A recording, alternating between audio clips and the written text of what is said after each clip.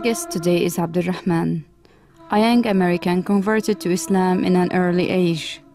Let us hear his story. I was born into a Christian family, but we weren't very practicing. We would go to church just a few times a year for Christmas and Easter and the holidays. And God only existed on Sunday in church in my family and not outside of the church. And many American families are like this. I've always been a very logical thinker, and when I was about 11 or 12 years old and I started thinking for myself, I asked myself, does God exist? And this question I felt was pushed on me by a clash between science and religion, or rationality and religion in America. And I think that tradition goes back to the Christian church in Europe. And there were always issues between the Catholic Church and science and advancement. And when I compared what I saw in the Bible and what I knew of the Trinity and the other Christian beliefs compared to science and evolution and evidence, I leaned towards the side of science, and I chose not to believe in God. Abdulrahman came to Jordan in a scholarship to study Arabic language with a group of other students. Among them is Jalal, who lives with Abdulrahman in the same apartment. My first exposure to Islam was when my friend in high school became Muslim. And he's also my neighbor, Michael Dan. And when Michael became Muslim, he changed a lot. Before Islam, he was doing a lot of things that were messing his life up, and he was really going down the wrong path.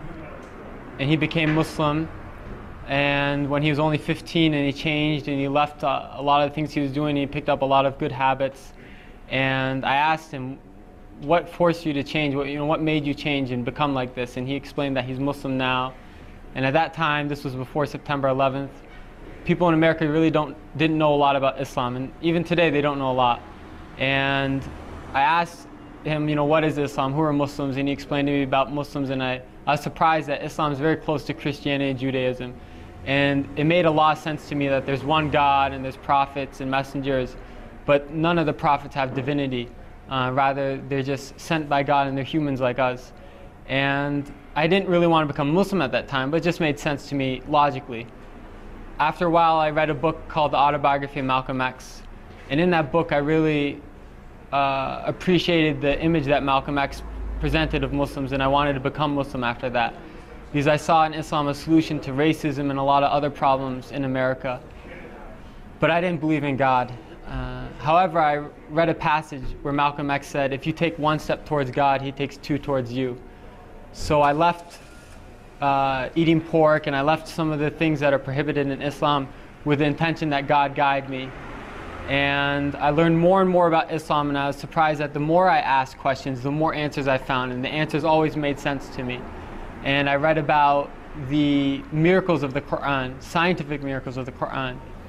And they're many. I got to know Abdulrahman through a program funded by the State Department called the Critical Language Scholarship, in which we spent 2 months studying in an Arabic country, and it happens to be Amman, Jordan this year.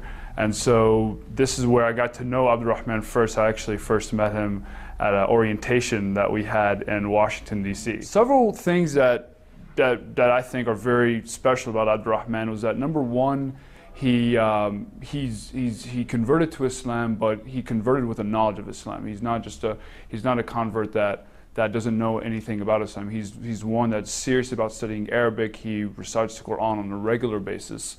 I always see him reciting the Quran before class. Usually in his free time, he'll be reciting the Quran. He does it very serious about how he pronounces the words, how he speaks, how he engages with everyone else.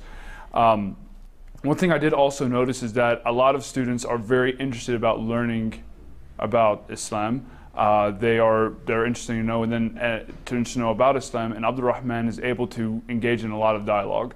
And so obviously Islam is a very important issue, especially among American students, and Abdulrahman, more so than I've seen many people, even many Muslims in the States, he's openly willing to engage in conversation. He's open if someone has a question about.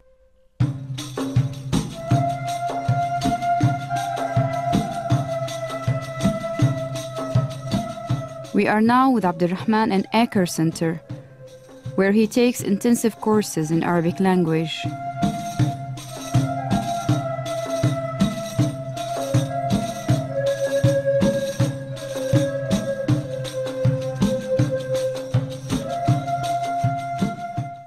I'd like to add that Islam is the most beautiful thing in my life and the source of all goodness. It's a message that every soul finds tranquility with, and a sense of purpose and fulfillment and true happiness.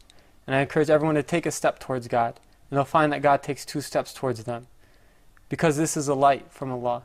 In any way you look at the light, it comes out to be true.